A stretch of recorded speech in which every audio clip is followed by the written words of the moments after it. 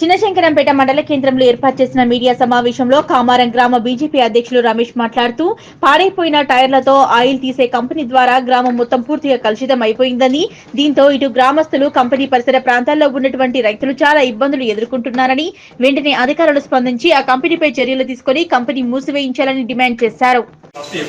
మన కామారం గ్రామ శివారులో ఉన్న మిర్జాపల్లి మిర్జాపల్లి కట్ట దగ్గర టైర్ల కంపెనీ ఉండడం జరిగింది. దానితో మరి కాలుష్యం చాలా ఎక్కువ ఇవ్వడం జరుగుతుంది.